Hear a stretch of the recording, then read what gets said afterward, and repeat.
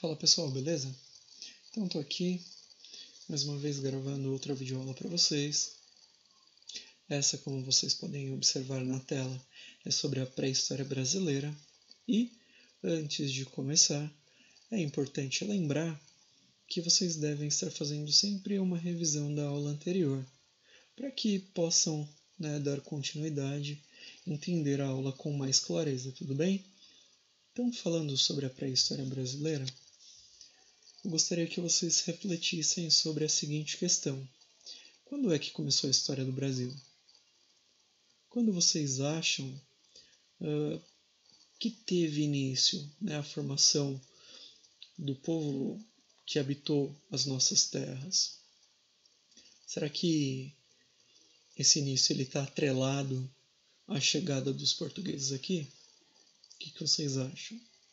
Então respondam aí em um parágrafo no caderno, quando é que vocês acham que teve início a história do Brasil?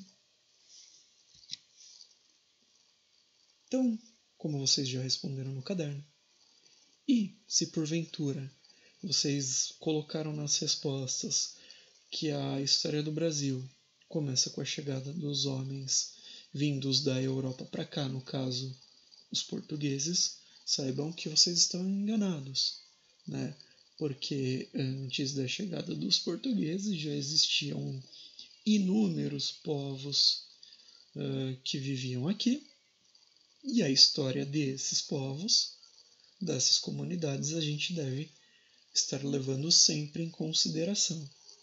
Então, sobretudo, a presença no território americano de povos, de organizações, de grupos humanos, eles remontam aí a uma idade que varia entre 35 e 50 mil anos atrás. Então, alguns estudos recentes apontam para essa datação. Tudo bem? Então, quando a gente fala sobre o estudo da pré-história brasileira, eu gostaria de deixar bem claro para vocês dois nomes. O primeiro, Peter Lund, um importante cientista dinamarquês lá do século XIX. E esse cara ele vai ser o responsável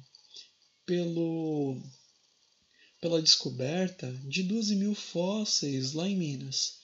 Esses 12 mil fósseis variavam aí entre animais mamíferos e grupos, sociedades humanas. Esse cara ele vai ser responsável aí pelo estudo do homem de Lagoa Santa. Então ele vai apontar que a presença humana no local, no estado lá de Minas, ela remonta a mais de 10 mil anos atrás.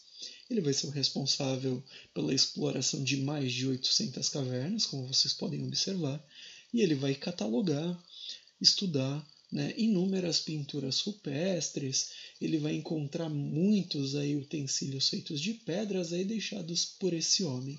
Beleza? Dando continuidade, gostaria de apresentar para vocês Nied Guidon. Essa importante arqueóloga, ela simplesmente vai movimentar toda a comunidade internacional. Ela vai colocar em xeque a teoria clássica do povoamento da América, que é a teoria do Estreito de Bering. Então ela vai atuar lá no Parque Nacional da Serra da Capivara, e nesse local ela vai afirmar que existem evidências que possuem mais de 50 mil anos.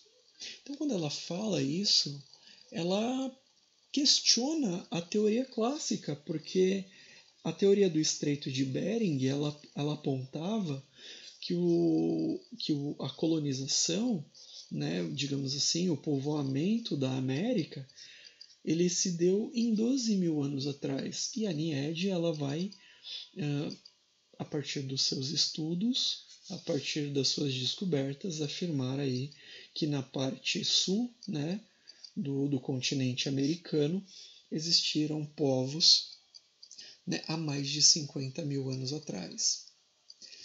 Qual é a importância do local em que ela trabalhou? Então, o Parque Nacional da Serra da Capivara, para quem nunca ouviu falar, ele é o maior sítio arqueológico brasileiro. Ele foi considerado aí patrimônio cultural da humanidade a partir de 1991. e ele é frequentado por estudiosos do mundo.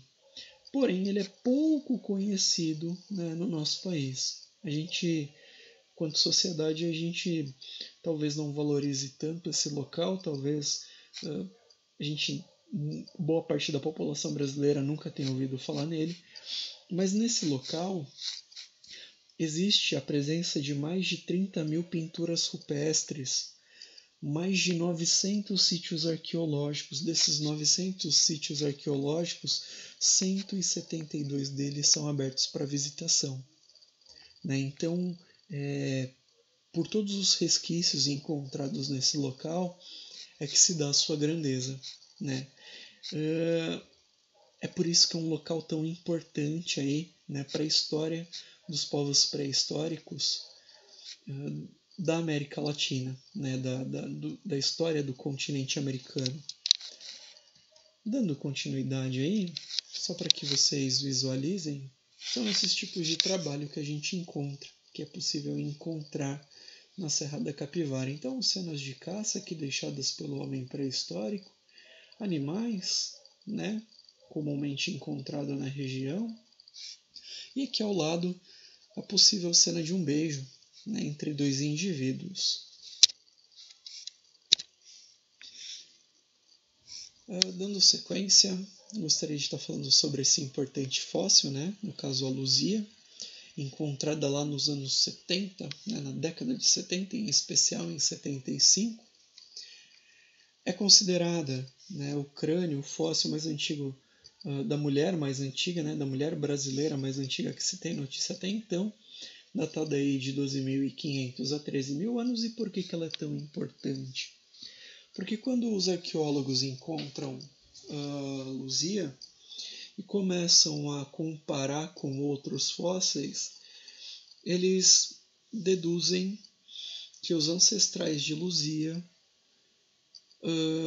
têm origem lá na África e têm origem nos aborígenes australianos a partir dos seus traços. Então, os olhos arredondados, o nariz achatado, o nariz largo, né? E os lábios grossos é bastante semelhante a outros fósseis encontrados nessas regiões que eu já citei. Tudo bem? Então, é por isso que é um importante aí item, né, da nossa pré-história. É preciso lembrar que Luzia enfrentou aí o incêndio no Museu Nacional há algum tempo atrás, lá no Rio de Janeiro, né? Foi possível encontrar esse esqueleto aqui, esse crânio.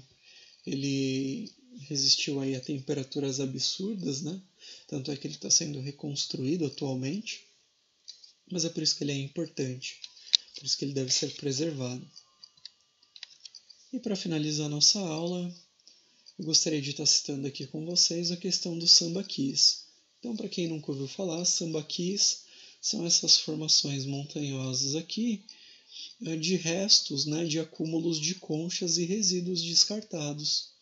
Né, ele é comumente encontrado aí no nosso litoral, de norte a sul, né, possuem aí essas elevações, e durante muito tempo os cientistas, né, os arqueólogos achavam que se tratava apenas de acúmulos de conchas, daquilo que o homem que habitava o nosso litoral se alimentava.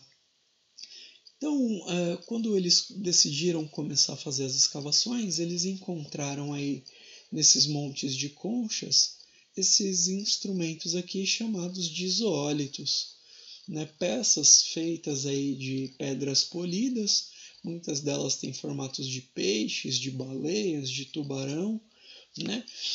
Além do mais, foi possível encontrar no meio disso tudo restos humanos sepultados. Então, o que se definiu, né?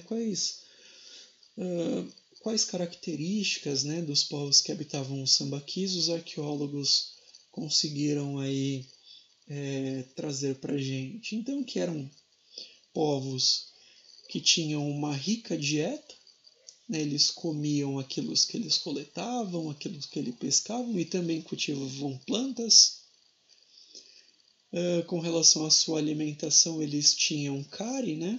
Como a gente pode ver bem aqui, né? Era uma das patologias que assolavam essas sociedades. Eles pescavam tubarões que habitavam aí o nosso litoral, eram especialistas aí na questão da pesca, caçavam peixes aí em alto mar, né? Pescavam já em alto mar, tinha um sistema de pesca muito bem produzido, além dos sambaquis serem utilizados como ambientes aí para cerimoniais fúnebres, né? No caso, quando alguém morria, essa pessoa também era enterrada no local onde eles descartavam seus alimentos. Então esse foi o conteúdo da aula. Eu espero que vocês tenham entendido, anotem as dúvidas e me procurem para que a gente possa sanar, né, as dúvidas, as curiosidades. Eu vou ficando por aqui. Cuidem-se e até a próxima.